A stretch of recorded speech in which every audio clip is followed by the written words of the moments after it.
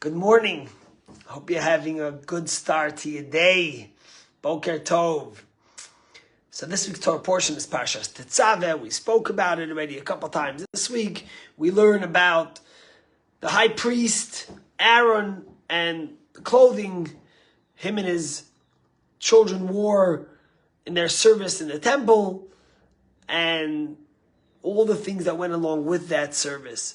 But as I mentioned to you the other day, Moses, the Jewish leader who took the Jewish people out of Egypt and brought them to Sinai, who's mentioned in every single portion since the beginning of Exodus, his name is omitted in this week's Torah portion, Tetzaveh, the only one till his passing, which is till the end of the Bible, till the Zot HaBracha.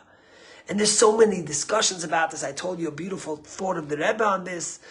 But I wanted to share another idea, which I thought is a very beautiful and powerful idea, and something that we also need today in the current climate and the hostilities from one to another, especially amongst the Jewish people. If you remember, when Moses sees the burning bush and God calls him and says, Moses, I want you to go to Egypt and take the Jewish people out. What does Moses tell God?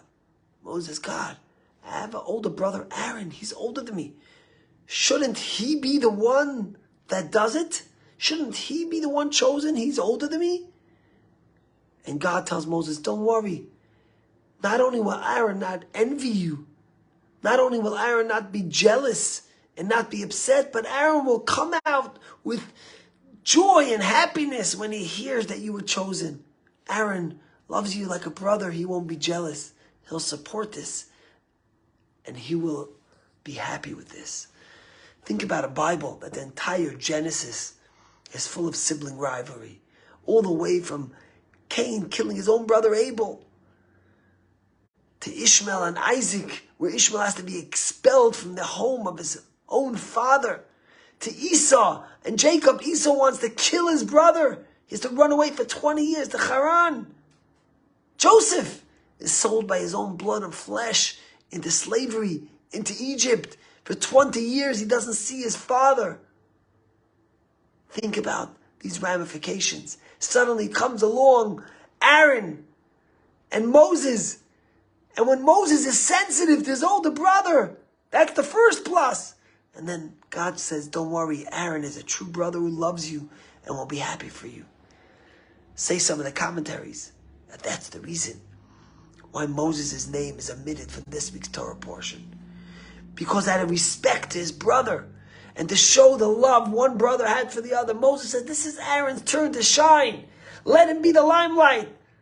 I don't have to be mentioned in this week's Torah portion. I'll take a step back so my brother Aaron, who's such a loving brother, who was so happy for me when you chose me as a leader, will be able to be in the limelight, will be able to be the one that's spoken about.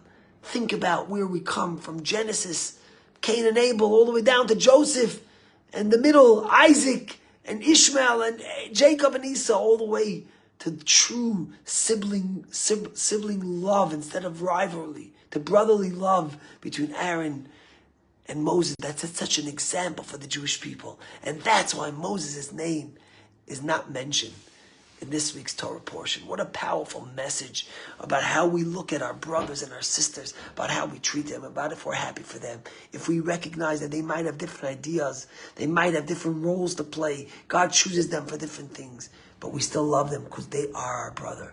There's a remarkable story told about these two brothers. One was very wealthy and one was a poor man. And whenever the poor man called his wealthy brother and said, could he help me with this, with that, his brother consistently resisted, didn't want to help him, didn't want to give him charity. And when he gave him a little bit, threw him a couple of dollars, but really didn't try to help his brother. He was so wealthy, could have made such a difference in his brother's life, but he didn't. Years later, his father was dying. The father of the two of them were dying. And they were both at their father's deathbed.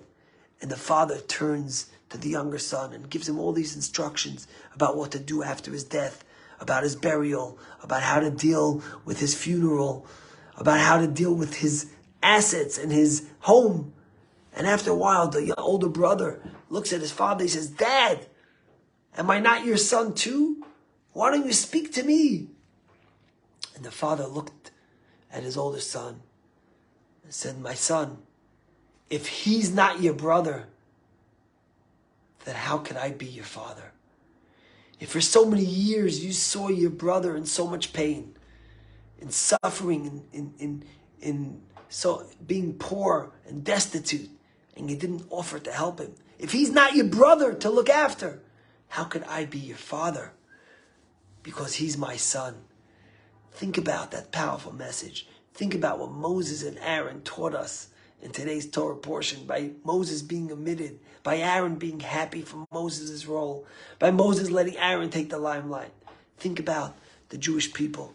Think about our crisis. Think about what's going on in Israel. No one's ready to listen. Everyone just wants to talk. And if they only spoke, would be good. But everyone's just screaming. You're right, I'm saving democracy, I'm saving my country. Everyone has reasons. Everyone has excuses. But all they're doing is screaming. And no one wants to listen.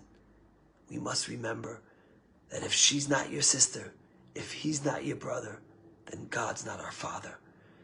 The only way we get God's blessing, as we say in the Sim Shalom, in the end of the prayer of the Amidah every single day, is Barcheinu Avinu Kulanu Ke'echad, that God blesses us when we're all like one. Doesn't mean we all become one because we're different, but we all recognize that we're brothers and sisters and that God loves us all. And for the survival of the Jewish people in Israel, we need to begin listening and not just screaming. We need to understand and not just project. We need to love and not just judge. God bless you and have an awesome day.